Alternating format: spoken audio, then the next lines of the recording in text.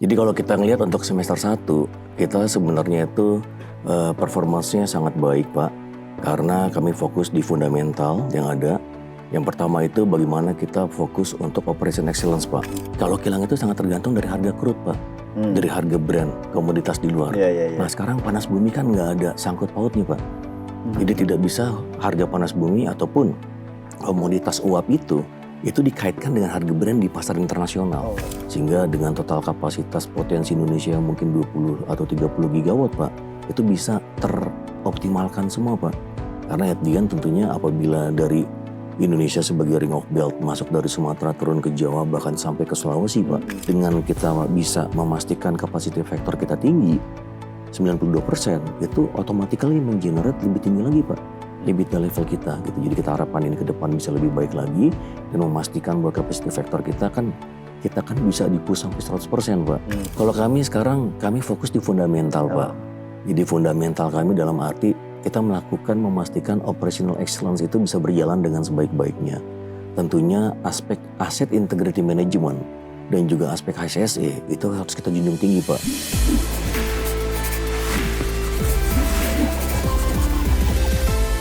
Halo Sobat Investor, jumpa lagi dengan saya Mas Yerom, memimpin redaksi IDIC Channel dalam podcast kesayangan kita The Fundamentals. Kali ini kita akan ngobrol-ngobrol dengan salah satu emiten yang bergerak di bidang energi khususnya panas bumi, PT Pertamina Geothermal Energy Terbuka atau yang memiliki kode saham PGEO.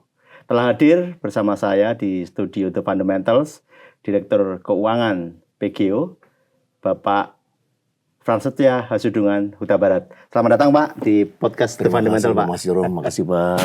Apa kabar Pak? Kabar baik sekali Pak, terima kasih. Bapak gimana Pak? Alhamdulillah baik Pak.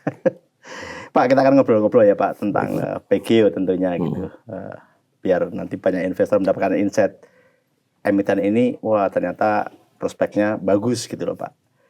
Semester 1 kalau kita bicara laba rugi sangat baik ya Pak, performa dari PGEO tumbuh di atas 15%. Nah mungkin Bapak bisa menjelaskan Pak, pencapaian ini karena faktor apa Pak? Baik, terima kasih Pak Mas Yerom. Jadi kalau kita ngelihat untuk semester 1, kita sebenarnya itu performance-nya sangat baik Pak. Karena kami fokus di fundamental yang ada. Yang pertama itu bagaimana kita fokus untuk operation excellence Pak. Jadi secara operasi memang kalau kita ngelihat secara produksi dari listrik kita itu cukup baik. Jadi kalau kita ngelihat melebihi daripada target, ini sangat dipengaruhi karena Lumut Balai Unit 2 sudah beroperasi mulai dari bulan Juni tahun 2025 Pak. Jadi tentunya di tahun ini kita melihat ada traction dari full year ya, dari bulan Januari. Dan kalau kita ngelihat memang secara revenue semuanya sudah translasikan di peningkatan daripada operasional di Lumut Balai 2. Sehingga kalau kita ngelihat revenue kita growing sangat bagus dan juga net income kita sangat bagus. Selain daripada itu tentunya kita melihat bagaimana juga dari sisi keuangan itu bisa membantu Pak. Jadi kalau kita ngelihat sampai sejauh mana kita bisa secara prudent menjalankan fungsi keuangan, memastikan bahwa capex spending itu semuanya dilakukan dengan perhitungan yang tepat dan akurat, sehingga tidak menimbulkan hal-hal yang tidak perlu Pak. Oleh karena itu kita hanya fokus terhadap growth ke depan dan juga memastikan bahwa untuk produksi kita ke depannya menjadi lebih baik. Memang secara operasional kita ngelihat nih Pak ya, dari production performance kita di tahun lalu, kita hanya memproduksi sekitar 2,416 gigawatt hours. Tahun ini kita memproduksi 2,745 gigawatt hours, sehingga kalau kita ngelihat ada growth sekitar 13,62%. Memang secara capacity factor kita berusaha untuk mempertahankan unit-unit kita beroperasi pada capacity factor yang pada level yang cukup baik Pak. Seperti di Lumut Balai kita ngelihat itu capacity factor kita 100%. Di tempat-tempat lain juga kita ngelihat seperti di Kamojang itu di level 92,52%. Oleh karena itu tentunya traction dari Lumut Balai tadi juga menyatakan bahwa translasi masuk di dalam revenue itu langsung tercerminkan Pak di semester 1 2026 ini Pak. Demikian Pak. Pak, kalau kita bicara potensi ini ya, kira-kira sebenarnya masih banyak ruang room to growth nggak sih Pak untuk PGEO ini bisnisnya sebetulnya? Baik Pak. Kalau kita ngelihat secara potensi sih room for growth-nya banyak Pak. Hanya saja mungkin kita memahami bahwa natural daripada industri panas bumi itu sangat ditentukan oleh bagaimana WKP itu bisa menghasilkan uap yang cukup bagus. Oleh karena itu dari eksplorasi, tentunya risiko dari eksplorasi itu sendiri kita akan nyatakan mungkin sekitar 50-50 ya Pak. Kalau kita ngedrill di tempat yang tepat atau kita ngedrill di tempat yang kurang tepat, tentunya ada risiko di sana. Pendanaan juga kita ngelihat karena sepertinya pendanaan itu juga menantang nih Pak, baik dari sudut pandang angkanya maupun dari sudut pandang sumbernya. Kita berusaha untuk melihat sampai sejauh mana kita bisa mendapatkan dana yang murah Pak. Ya mungkin kami beruntung karena kita sudah listing di Green Book juga di Bappenas, sehingga dari World Bank juga cukup aktif untuk berkomunikasi dengan kami. Namun tentunya dari WKP yang ada kami menargetkan Pak, di 2028 itu 1 gigawatt dan 2028. 2028 Pak. Dan juga 2033 sekitar 1,8 gigawatt. Jadi ini yang mungkin target kita. Kita memiliki banyak prioritasi untuk proyek-proyek yang ada di dalam ini, pipeline yang ada. Harapannya memang bisa monetizing Pak. Karena kita berharap untuk bisa berkontribusi terhadap ketahanan energi di Indonesia. Kalau kita bicara cadangan panas bumi di Indonesia kan lumayan besar Pak ya. Iya Pak. Sementara pemanfaatannya masih sedikit gitu. Sebenarnya tantangannya apakah tadi faktor permodalan atau faktor apa lagi Pak mungkin yang dihadapi oleh industri ini? Baik. Salah satunya memang permodalan Pak. Karena kalau kita ngeliat ini kan industri ini tentunya capex itu lebih di spending di depan. Jadi aktivitas eksplorasi kita membutuhkan capex yang demikian besarnya. Dan lokasi kita kan banyak di pegunungan Pak ya. Sehingga kalau daerah pegunungan itu untuk membuka lahan, untuk mempersiapkan infrastruktur. Ada tantangan sendiri ya? Tantangan sendiri Pak. Belum lagi kalau kita ngelihat bagaimana kita bisa memastikan bahwa kita berdampak terhadap masyarakat sekitar Pak. Jadi memang perlu edukasi tambahan dan memastikan juga bahwa stakeholder dari kita semuanya itu bisa terorganisasi dengan baik Pak. Karena perizinan dan lain sebagainya itu cukup bisa dikatakan memakan waktu dan juga memakan biaya juga gitu ya. Nah saya lihat juga bahwa pendanaan ini tentunya kalau kami mungkin karena kami BUMN Pak. Jadi pendanaan itu kita kan bisa dapat akses grant dan juga mendapatkan akses pendanaan dari World Bank, dari Bappenas.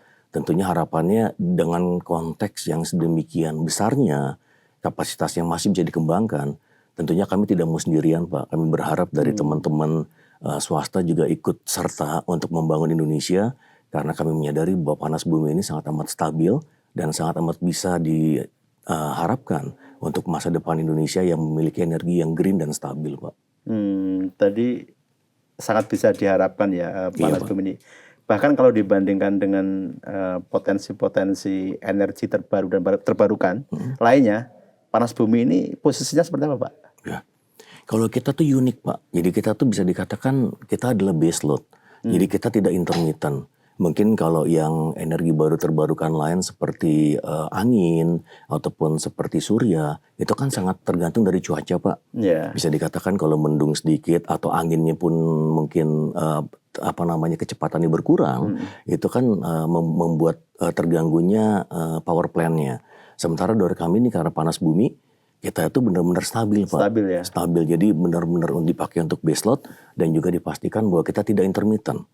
Nah keunggulan lain di kita sebenarnya kalau mungkin karena saya sebelumnya di kilang gitu Pak ya. Jadi saya ngelihat kalau kilang itu sangat tergantung dari harga crude Pak. Dari harga brand, komoditas di luar. Nah sekarang panas bumi kan nggak ada sangkut pautnya Pak. Jadi tidak bisa harga panas bumi ataupun komoditas uap itu dikaitkan dengan harga brand di pasar internasional.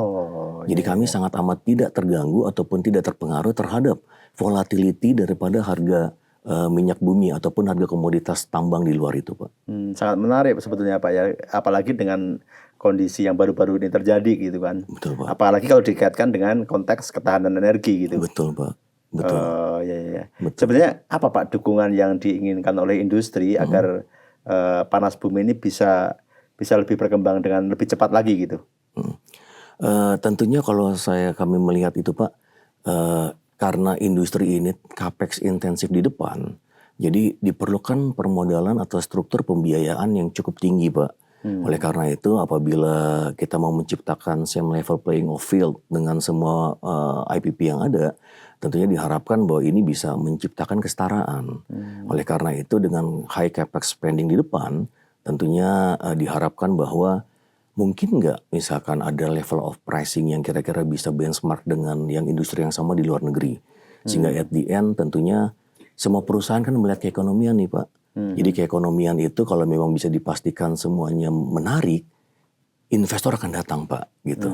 Nah kami lagi berharap bahwa sejauh kita bisa melakukan efisiensi, efektivitas tentunya dengan learning curve yang demikian lamanya untuk kami di PGIO Pak. Kami sudah mengetahui yang paling efisien seperti apa sih structuringnya. Tapi kan tidak demikian mungkin untuk player-player baru Pak. Jadi harapannya dukungan dari pemerintah untuk memastikan bahwa industri ini tetap menarik. Sehingga return yang diberikan itu bisa menggapai semua orang yang ingin masuk Pak di industri ini. Gitu. Untuk bisa dikembangkan ke masa depan. Oke. Pak, tadi permodalan sangat tinggi di awal gitu. Iya Pak. Bagaimana PGIO memitigasi risiko-risiko ini?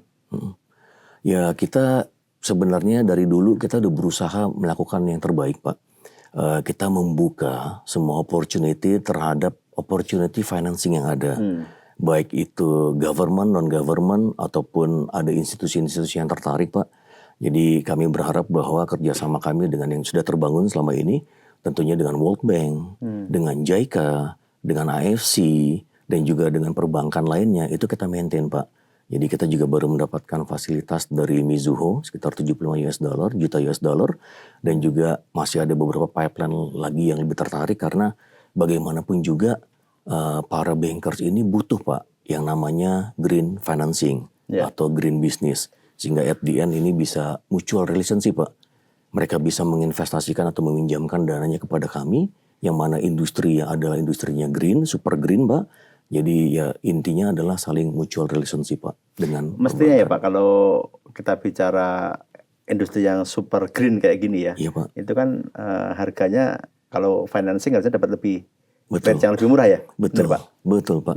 Ya tentunya kalau kita ngelihat kayak green bond Pak, green bond itu biasanya rate-nya udah pasti lebih murah.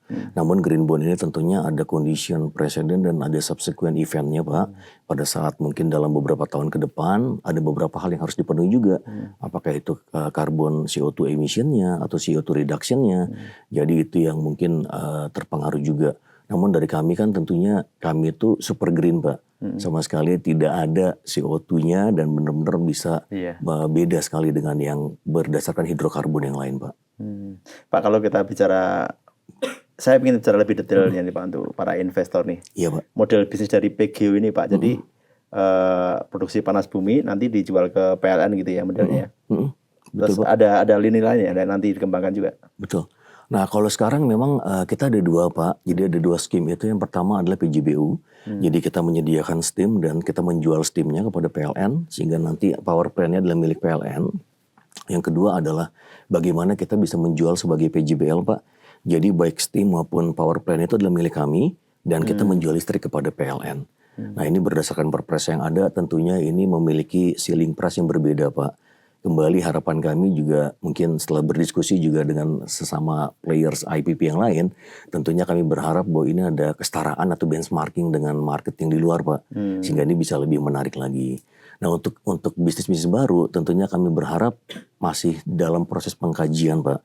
Kita juga sudah melihat bagaimana kita bisa menyediakan yang namanya green electricity atau green energy, baik itu untuk kebutuhan-kebutuhan seperti green ammonia ataupun green hydrogen ataupun green data center. Jadi banyak sekali Pak potensi yang bisa dikembangkan ke depan. Karena bagaimanapun juga dunia pasti berpikir untuk bisa melangkah ke dalam newly renewable energy yang mana geothermal itu sebagai backbone-nya Pak. Tetap backbone-nya tetap geothermal Pak ya. Tetap geothermal Backbone-nya Pak. di sana Betul, ya. betul, Kalau yang Pak. tadi green hydrogen masih dalam tahap inisiasi atau? Kita masih dalam tahap inisiasi Pak. Karena kami menyadari bahwa ada kemungkinan selain daripada EV, jadi mungkin Japanese teknologi yang lebih ngarah kepada green hydrogen. Jadi hydrogen itu diproduksi dengan green energy Pak. Nah itu harapannya memang kita masih dalam proses pengkajian.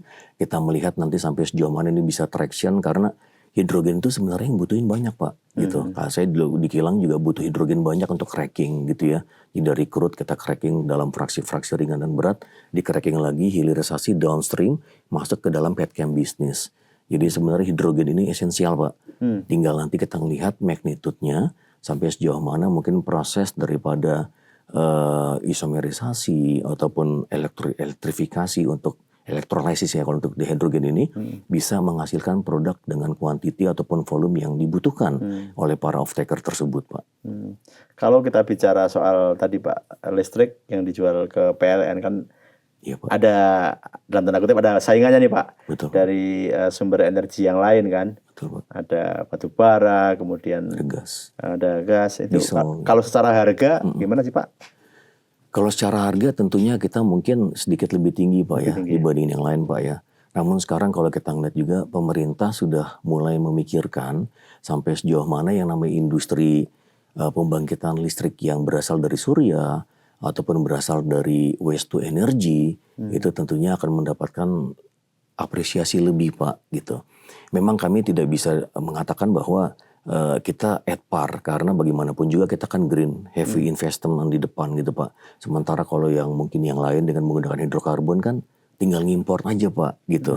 Tetapi kalau import dalam arti gas kita mungkin dalam kondisi yang pasarnya masih import, diesel juga mungkin pasarnya masih import ataupun kalaupun batu bara ya pada saat harganya tinggi mungkin bisa dijual lebih baik gitu loh Pak, dijual ke luar negeri sehingga bisa mempertahankan devisa negara.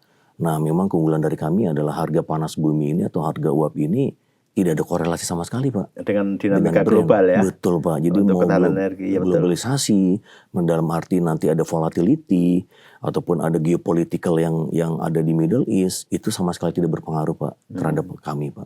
Satu-satunya tantangannya seperti tadi Bapak sampaikan. Iya, Pak. Permodalan di awal ini gitu ya, Betul. bisa mendapatkan rate yang semurah mungkin sehingga nanti endingnya juga harga jualnya bisa mungkin lebih kompetitif Pak dibanding sumber energi yang lain gitu Pak ya. Betul Pak. Iya. Pak, kalau selama ini pengalaman dari PGO untuk mendapatkan sumber pendanaan dari luar negeri dengan rate khusus itu sulit atau mudah Pak? Kalau dari kami mungkin agak diuntungkan karena kami BUMN Pak. BUMN, ya. Jadi memang ada fronting kami dari subholding dan dari holding kami yang suportif terhadap kami karena kami adalah sebagai sumber daripada growth track di Pertamina. Jadi kami memang sangat amat disupport oleh holding dan tentunya tadi saya katakan di awal bahwa kita memiliki alternatif seperti World Bank, seperti JICA, seperti AFC. Itu bisa lebih betul Pak. Ini ya, periodnya super lama, rate-nya juga super kompetitif. Sehingga karena negara-negara tersebut sangat amat care Pak ya terhadap green economy, betul isu-isu lingkungan dan juga green energy sehingga kita mendapatkan fasilitas itu. Sebaliknya kalau kita lihat mungkin teman-teman kita Pak, ya tentunya mereka mungkin probability-nya untuk mendapatkan hal ini kan lebih rendah. Sehingga kita berharap bahwa same level playing field itu bisa diakomodir oleh pemerintah. Sehingga dengan total kapasitas potensi Indonesia yang mungkin 20 atau 30 gigawatt Pak. Itu bisa teroptimalkan semua Pak. Karena at the end tentunya apabila dari Indonesia sebagai ring of belt masuk dari Sumatera turun ke Jawa bahkan sampai ke Sulawesi Pak. Potensinya besar sekali Pak gitu. Dan ini tidak intermittent. Ini totally bisa dipakai sebagai base load untuk mengisi jaringan PLN, distribusi dan transmisi listrik ke seluruh bagian Indonesia. Ada beberapa tadi Pak nilai lebihnya ya. Satu, tidak intermittent. Iya Pak.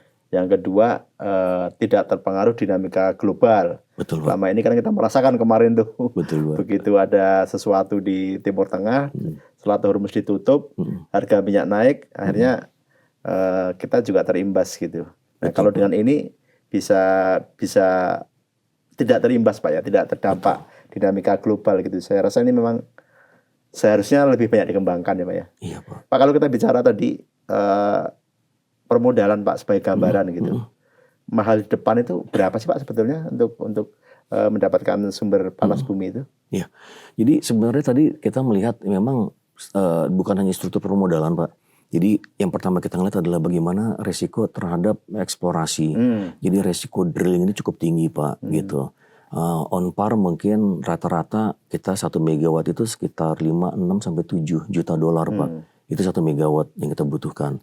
Tetapi begitu udah titiknya ketemu dan sumbernya itu dipastikan memang bisa dipergunakan dari sudut pandang tekanannya, pressure-nya, dari sudut pandang suhunya, sehingga pada saat itu memang sudah proven, tentunya ini bisa langsung dipakai Pak. Dan bisa dikatakan begitu ketemu dengan kualitas yang baik atau lebih baik lagi dari yang diharapkan, tentunya itu tidak intermittent Pak. Jadi itu bisa flowing. Jadi kami melihat bahwa seperti Kamojang ini tahun ini 100 tahun Pak. Jadi 100 tahun usia daripada panas bumi di Indonesia tanpa adanya mungkin pengeringan sumur ataupun nanti depresi yang berarti, ini sangat amat membuktikan bahwa kalau kamu jangan bisa 100 tahun, tentunya field-field yang lain bisa gitu loh Pak. Jadi ketidak-intermittent ini bisa dipastikan oleh longer period of tenure beroperasinya. Satu titik untuk sumber daripada panas bumi itu sendiri Pak. Demikian Pak.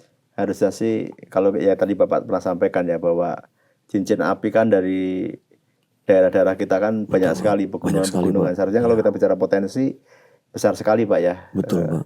Pak, 10% kan tadi kalau saya baca kemarin ya, yang sudah dimanfaatkan gitu ya. Betul Pak. Dari porsi itu kalau PGO itu berapa persen Pak kira-kira? Kita itu pada saat ini hour on operation baru 727 megawatt Pak. Sehingga lebih kecil lagi. Kalau tadi 20, Bapak 10%, ini kita cuma 727. Oleh karena itu kita berharap dari operasi yang ada, di target di tahun 2028 Pak, kita mencoba untuk mengakselerasi sampai dengan 1 gigawatt. Dan di tahun 2033 target kita adalah 1,8 gigawatt Pak. 2033? 2033. Jadi 2028 kita 1 gigawatt, 2033 kita 1,8 gigawatt. Memang challenge-nya cukup banyak Pak, karena kita lagi mengeksplor banyak lokasi-lokasi yang baru juga yang kita eksplor. Dan kita harapkan memang support dari semua stakeholder Pak, untuk memastikan bahwa baik itu perizinan, baik itu proses pembukaan lahannya, baik itu pendanaan, dan juga untuk pengembangan berikutnya. Karena kalau di gunung itu kan infrastrukturnya lumayan jauh ya Pak Mas Rom ya. Jadi mungkin udah berapa puluh kilometer ataupun mungkin lebih dari situ Pak. Kita harus bangun jalan Pak. Jadi bangun jalan ini juga membutuhkan investasi yang tidak murah Pak. Gitu. Dan itu malah membuka bisnis di lingkungan tersebut, di lokasi tersebut, sehingga masyarakat sekitar itu terbantukan Pak.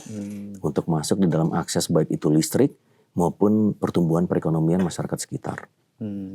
Pak, tadi kalau kita bicara harga kePLN kan ya tadi faktornya kan banyak sekali Pak ya, yang membuat memang panas bumi ini relatif lebih mahal dibanding sumber energi lainnya untuk listrik gitu. Ada langkah-langkah Pak agar bisa menurunkan sehingga paling tidak sumber energi panas bumi ini tidak terlalu gapnya dengan yang lain tidak terlalu tinggi, itu ada langkah-langkah khusus Pak yang perlu dilakukan? Sebenarnya langkah khusus sih kita sudah cukup banyak ya Pak ya. Jadi tentunya bagaimana kita bisa mengefisiensikan operasional kita, bagaimana kita bisa memastikan bahwa ya untuk maintenance, untuk turnaround schedule itu kita pastikan pada level yang cukup baik Pak, sehingga tidak abusing ataupun menggunakan dana yang lebih besar gitu ya. Namun tentunya kalau kita ngeliat harga jual ini kan level daripada penghematan yang dilakukan itu tentunya ada limitnya Pak. Tetapi kalau memang harga ini bisa dikatakan, wah kalau harga 1 liter bensin di Indonesia dibandingkan 1 liter di luar negeri itu seperti apa sih Pak disparitasnya? Nah itu juga yang harusnya kita bisa melihat bahwa harga daripada harga jual elektrik untuk untuk kita dari panas bumi dibandingkan dengan yang lain ataupun dibandingkan antara Indonesia dengan negara lain itu dengan mudah bisa diperbandingkan Pak. Sehingga at the end, kalaupun penghematan dilakukan dan sudah pada level yang sangat optimum, nggak bisa lagi diturunin Pak. Selain daripada kebijakan ataupun policy yang bisa melihat bahwa benefit dari panas bumi ini sangat baik dan tidak menimbulkan pencemaran lingkungan Pak. Tidak hanya benefit dari aspek finansial, tapi juga Pak, aspek yang lain. Ya, sosial, lingkungan, environmental gitu Pak. Betul. Pak, kalau kita bicara tadi posisi sekarang untuk mengejar di 2028 1 gigawatt itu Pak, itu langkah apa yang dilakukan PGO Pak? Betul. Langkahnya banyak Pak. Jadi kita sebenarnya sudah melakukan banyak hal. Yang pertama tentunya kita akan eksplorasi ke wilayah kerja baru. Itu udah pasti. Yang kedua, kita mempertahankan kondisi yang WK yang sekarang, tetapi kita bisa mengimprove kapasitas produksinya. Jadi di situ kita ada banyak program Pak, sebagai mungkin well maintenance, makeup well dan lain sebagainya. Namun yang terakhir yang kita sekarang sedang kerjakan, itu adalah bagaimana kita bisa menciptakan yang namanya cogeneration Pak, cogen project. Jadi cogen ini adalah memastikan bahwa tidak ada residu dari uap itu yang terbuang tanpa menghasilkan Pak. Jadi semacam by side atau set by product atau side product. Sehingga pada saat uap itu dipergunakan untuk memutar turbin, ternyata masih ada sisa uap yang masih bisa dipergunakan Pak. walaupun suhunya mungkin menurun. Nah ini kita kembangkan sekarang, di beberapa tempat sedang kita kembangkan, dan ini potensinya mungkin sekitar sampai 230 megawatt Pak. Hanya untuk yang kogen saja. Kogen saja. Jadi tidak membor baru, menggunakan existing yang ada, dan tentunya kita menggunakan sisa-sisa dari steam yang sudah dipergunakan untuk primary turbine generating. Jadi itu nambah 200. Sekitar 230 Pak. 230 mega untuk yang itu saja gitu ya. Ini mungkin belum termasuk kalau kita juga sedang mengeksplor melihat sampai sejauh mana apabila ada kemungkinan possibility untuk masuk ke dalam unorganic growth Pak, tentunya kita akan pertimbangkan juga. Wah menarik ini kalau bagi investor nih Pak. Unorganic growth. Nah, berarti ada rencana juga untuk mungkin betul Pak. Akuisisi atau langkah-langkah lain Pak ya? Betul Pak, betul. Ya kita lagi mengkaji Pak ya. Segala opportunity tentunya kita akan eksplor. Apabila pada saat kita bisa melihat keekonomian daripada unorganic growth itu bisa baik, tentunya akan masuk ke dalam pipeline kita Pak. Namun kalau tentunya belum baik ya, kita tidak akan menjeopardize EBITDA level kita yang mungkin at the high set pada saat ini Pak, sekitar 78% gitu ya. Jadi kita coba untuk mempertahankan hal itu, despite of mungkin akan ada kicks and depreciation, tetapi kalau revenue-nya masuk lebih tinggi daripada biayanya, why not gitu Pak. Jadi at the end ini adalah semacam katalis juga untuk mengenerate value lebih bagus lagi kepada para investor kami Pak. Sebenarnya dari sisi tadi EBITDA margin menarik sekali Pak ya? Betul Pak. Berapa? 78%. 78% ya? Betul Pak.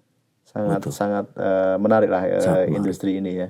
Sebenarnya kalau ngelihat dari angka itu sih bukan hal yang mustahil Pak. Tetapi dengan structuring yang ada, dengan optimasi efisiensi yang terjadi, itu udah super optimum Pak. Gitu.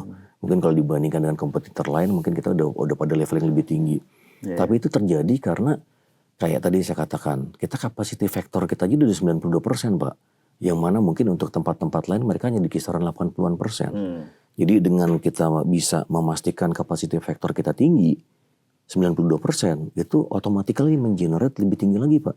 EBITDA level kita gitu. Jadi kita harapkan ini ke depan bisa lebih baik lagi dan memastikan bahwa capacity factor kita kan bisa di-push sampai 100% Pak.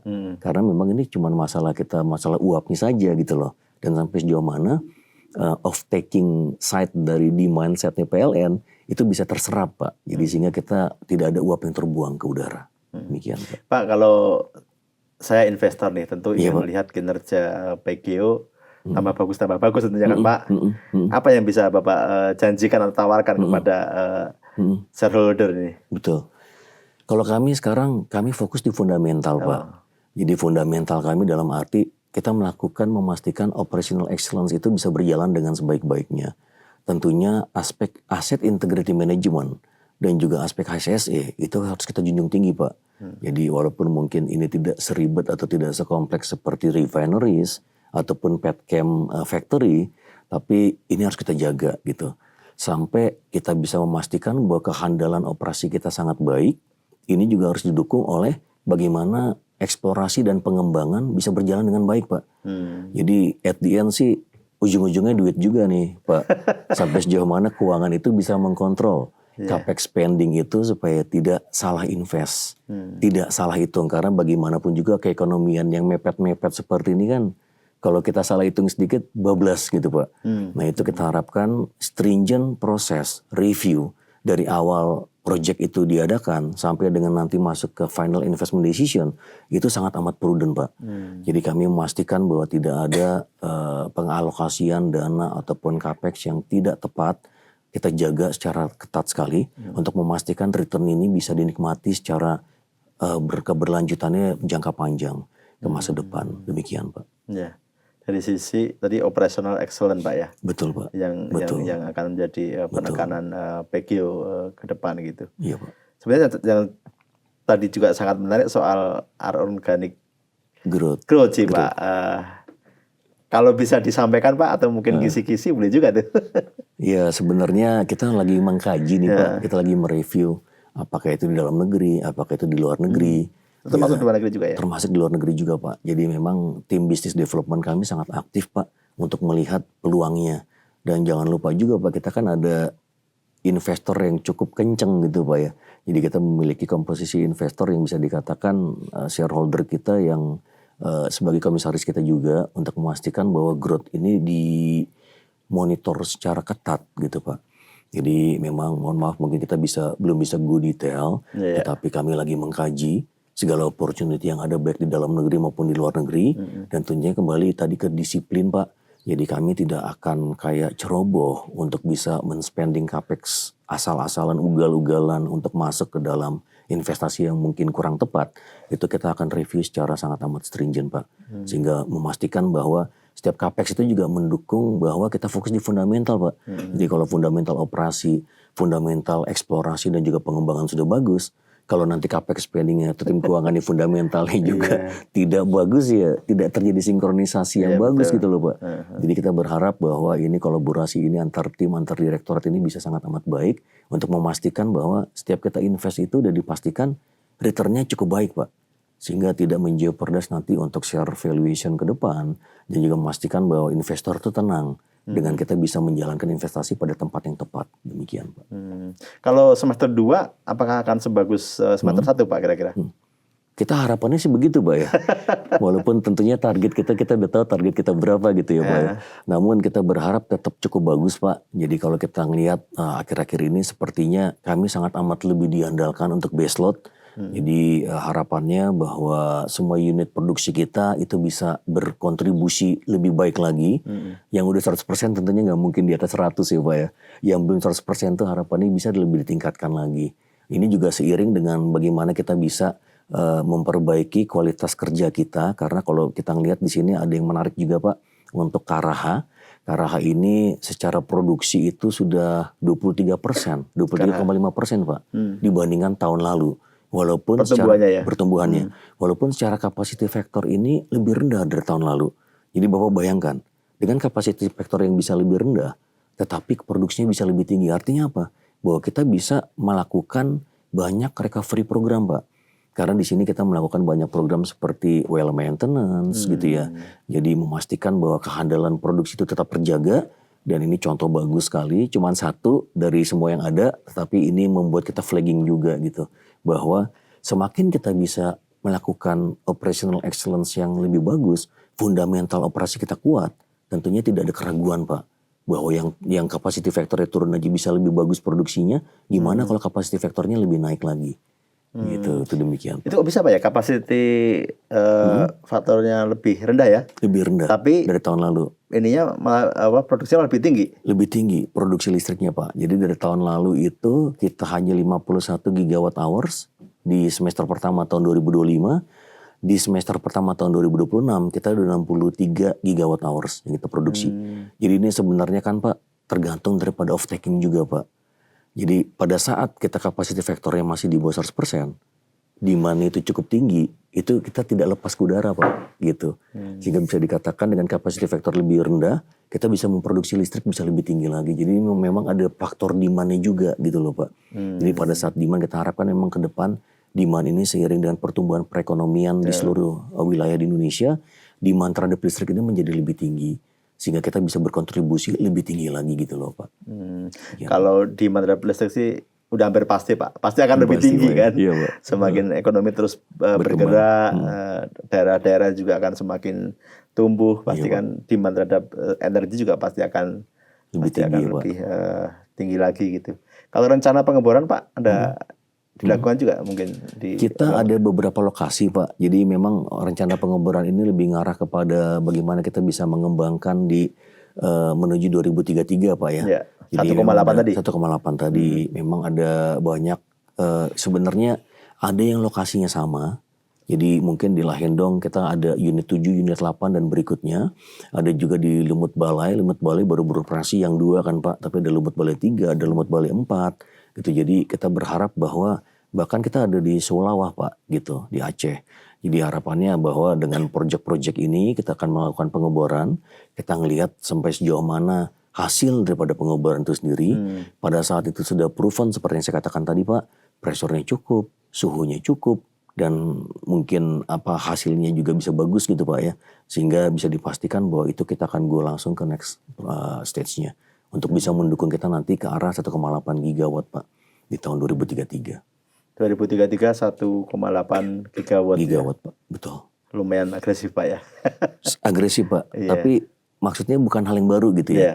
Jadi ada beberapa hal yang memang sudah kita kerjakan gitu ya. Tadi seperti saya katakan ada di Solawa, ada di Cibadak Panti juga, ada di Weratai, dan juga di sini kita melihat sampai sejauh mana extension dari yang ada sekarang.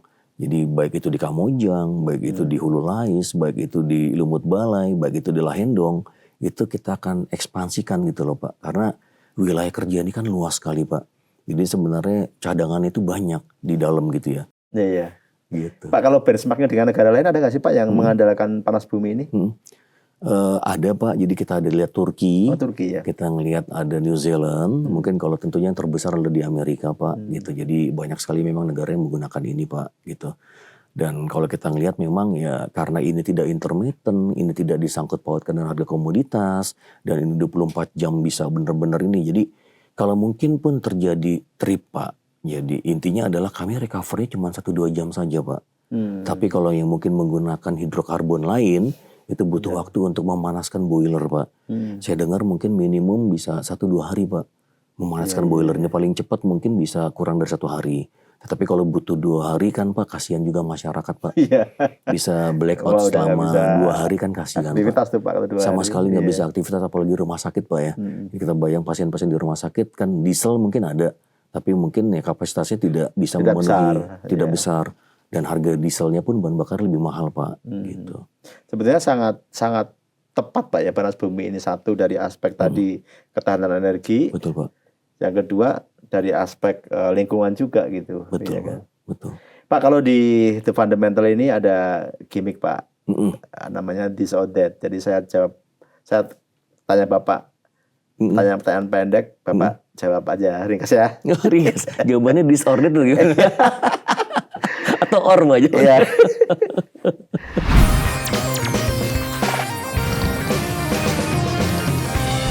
Dalam mengambil keputusan nih Pak, Ya, intuisi atau logika? logika Pak. Logika ya. Mm. Oh, Bapak ini orang finance. Jadi masih based on data, ya kan Pak? Harus bisa dijelaskan Pak. Harus dijelaskan, Ya, ya. jadi kalau Iya. tidak ada basic underlying fundamental angka-angka yang itu kita nggak bisa ngambil keputusan Pak. Iya, Gitu. iya, iya. Demikian Pak. Tenis atau golf? Golf. Wah, cepat sekali Pak Frans. Karena golf itu olah rasa Pak. Olah rasa. Bukan olahraga. Bukan sekedar olahraga. Atau bukan olahraga, Frans? Bukan olahraga Pak, Iya, olah rasa. Bagaimana Bapak bisa melatih perasaan Bapak untuk bisa selalu berpositif Pak. Karena kalau mukul golf tuh bolanya diem Pak. Bolanya diem Bapak pukul nggak kena. Berarti kan perasaan Bapak nggak ada di situ. Jadi Bapak harus bisa mengendalikan perasaan Jadi Bapak kalau untuk golf bisa. perasaannya ada di situ ya? Ada di situ Pak. Oh, Gitu. iya, iya, iya. Jadi kalau rasanya kurang-kurang itu pasti nggak bisa main golf. Wah, Gitu Pak. kayaknya udah bagus ini ya nih, handicapnya. Family 100 Pak. Pantai atau gunung? Pantai Pak. Kenapa Pak? Karena di pantai itu saya ngeliat Padahal lebih panas bumi banyak di aktivitas. gunung loh Pak. Iya, nggak apa-apa Pak. Iya, nggak apa-apa Pak. Tapi tetap saya milih pantai Pak. Iya, iya. Karena di pantai itu bagi saya tuh keringat itu keluar, Ya. aktivitasnya banyak. Jadi kalau di pantai itu Bapak jalan sedikit, Bapak bisa nyelam. Lebih banyak yang dilihat Pak. Jadi betapa indahnya dunia kalau Bapak nyelam ke dalam laut itu kedalaman 18 meter, semua binatang ada di situ Pak. Mau ikan, mau Oh, Bapak tadam seneng segala diving, macam. Pak? Saya suka diving Pak. Oh.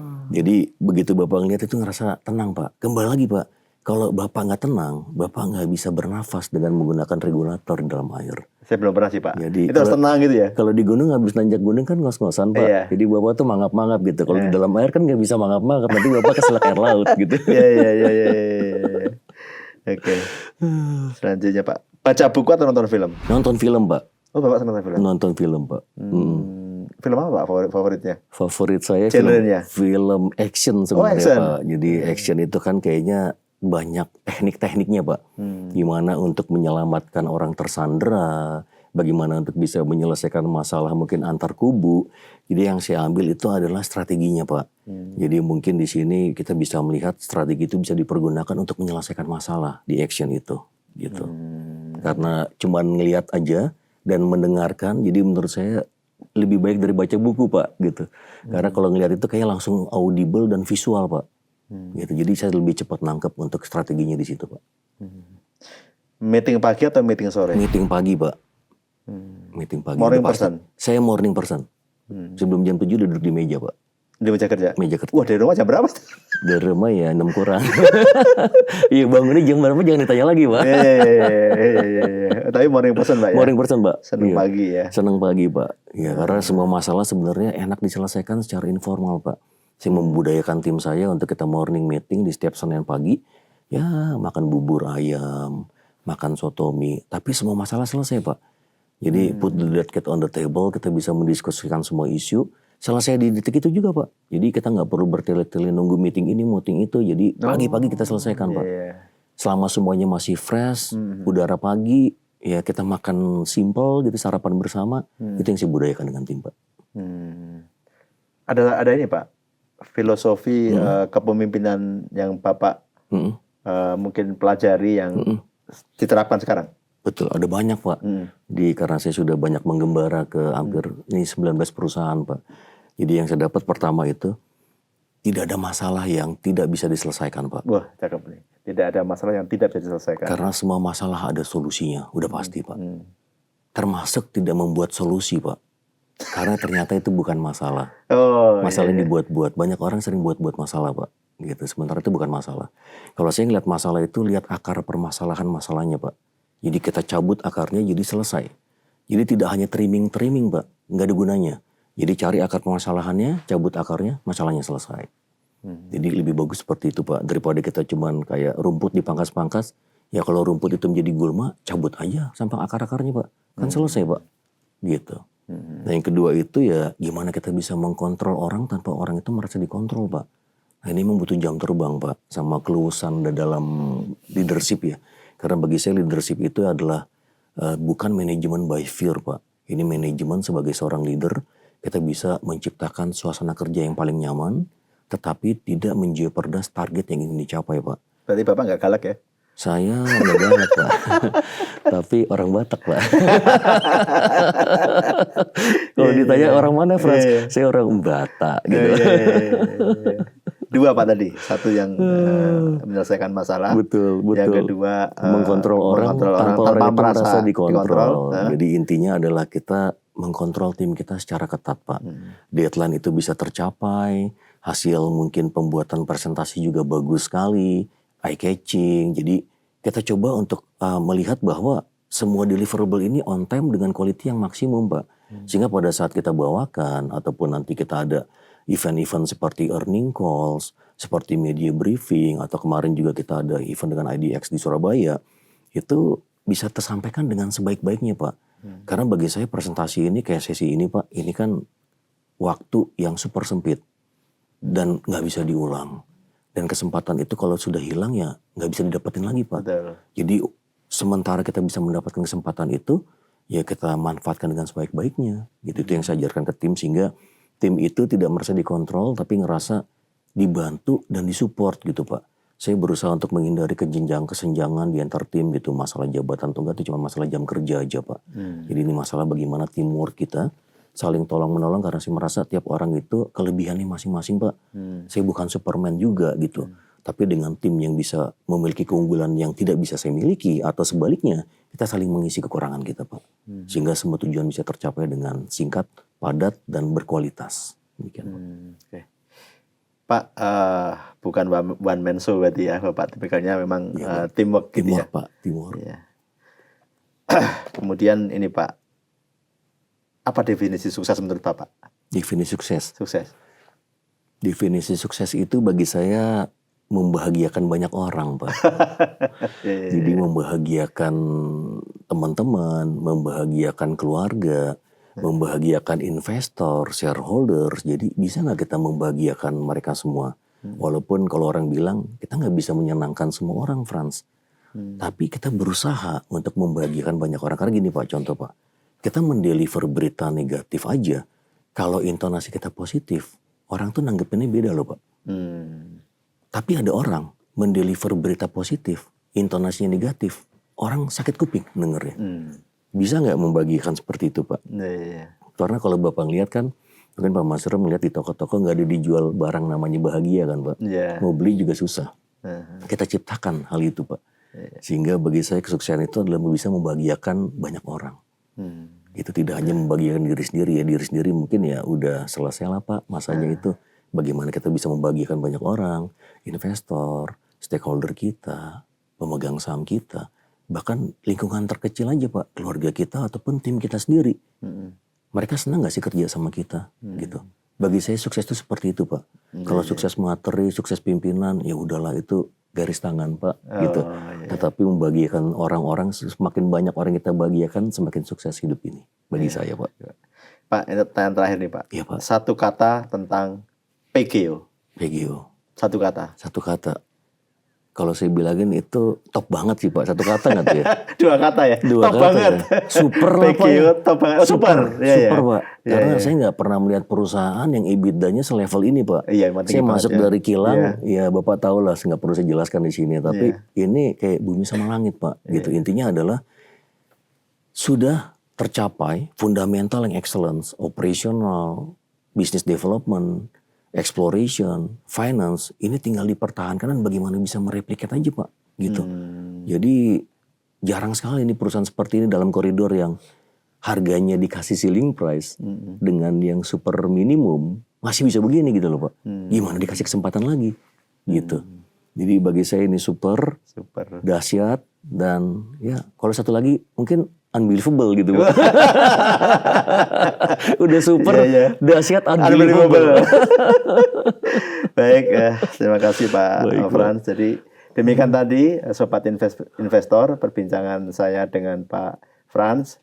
Saya rasa banyak sekali insight yang kita dapatkan baik tentang PGO maupun filosofi Pak Frans dalam memimpin tim di PGO. Semoga perbincangan ini bermanfaat untuk kita semua. Saya Mas Sirom, pamit undur diri. Baik, terima kasih Pak. Terima kasih Pak.